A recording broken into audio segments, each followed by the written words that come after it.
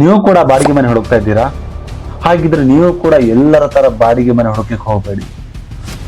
ಬಹಳಷ್ಟು ಜನ ಬಾಡಿಗೆ ಮನೆ ಹುಡುಕ್ತಾರೆ, ಅದು ಕೂಡ ಅರ್ಜೆಂಟ್ ಆಗಿ ಹುಡುಕ್ತಾರೆ, ಸಡನ್ ಆಗಿ ಹುಡುಕ್ತಾರೆ, ಮತ್ತೆ ಕನ್ಫ್ಯೂಸ್ ಆಗ್ತಾರೆ.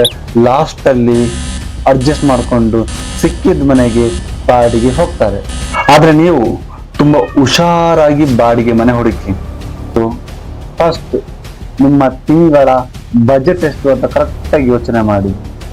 ಯಾವುದೇ ಮಂಡೆ ಬಿಸಿ ಇಲ್ಲದೆ ಒಂದು ತಿಂಗಳಿಗೆ ಬಾಡಿಗೆ ಹಣ ಎಷ್ಟು ಕೊಡ್ಲಿಕ್ಕೆ ಆಗ್ತದೆ ಅಂತ ಸರಿಯಾಗಿ ಯೋಚನೆ ಮಾಡಿ.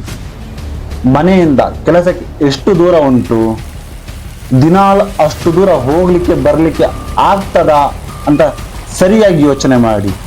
ಮನೆ ಹತ್ತಿರದಲ್ಲಿ ಶಾಲೆ ಇರಬೇಕಾ, ಹಾಸ್ಪಿಟಲ್ಗಳು ಬೇಕಾ, ಅಥವಾ ಸಿಟಿ ಸೆಂಟ್ರಲ್ಲಿ ಮನೆ ಇರಬೇಕಾ, ಅಥವಾ ಸೈಲೆಂಟ್ ಏರಿಯಾದಲ್ಲಿ ಮನೆ ಇರಬೇಕಾ, ಯಾವ ತರ ಯಾವ ಏರಿಯಾದಲ್ಲಿ ಮನೆ ಇರಬೇಕು ಅಂತ ಯೋಚನೆ ಮಾಡ್ಕೊಳ್ಳಿ. ಏಕೆಂದ್ರೆ ಮನೆ ನಿಮ್ಮ ಕಂಫರ್ಟ್ ಝೋನ್, ಅಲ್ಲಿ ನೀವು ವರ್ಷಾನುಗಟ್ಲೆ ಅಲ್ಲೇ ಇರ್ತೀರಾ. ಇನ್ನೊಂದು ಮುಖ್ಯ ವಿಷಯ ಏನಂದ್ರೆ 90% ಜನ ಬಾಡಿಗೆ ಮನೆ ಹೋದ ನಂತರ ಯೋಚನೆ ಮಾಡ್ತಾರೆ, ಅದಿಲ್ಲ ಇದಿಲ್ಲ, ಅದು ಸರಿ ಇಲ್ಲ ಇದು ಸರಿ ಇಲ್ಲ ಅಂತ ತುಂಬಾ ಮಂಡಮಿಸಿ ಮಾಡ್ತಾರೆ.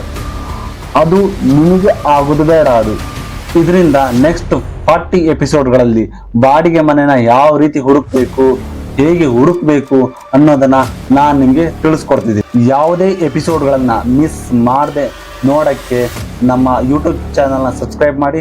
ಹಾಗೆ ಕಮೆಂಟ್ ಸೆಕ್ಷನ್ ಅಲ್ಲಿ ನಮ್ಮ ಟೆಲಿಗ್ರಾಮ್ ಚಾನಲ್ ಕೂಡ ಇದೆ, ಅಲ್ಲಿ ಕೂಡ ನೀವು ಫಾಲೋ ಮಾಡಿ. ಇದರಿಂದ ನಮ್ಮ ಯಾವುದೇ ವಿಡಿಯೋಗಳು ಕೂಡ ಮಿಸ್ ಆಗುದಿಲ್ಲ. ನೆಕ್ಸ್ಟ್ ಎಪಿಸೋಡ್ ನಲ್ಲಿ ಬಾಡಿಗೆ ಹಣ ಮಾತ್ರನಾ ಅಥವಾ ಬೇರೆ ಇನ್ನೇನಾದ್ರೂ ಖರ್ಚಿದ್ಯಾ ಅನ್ನೋದನ್ನ ಹೇಳ್ತೇನೆ.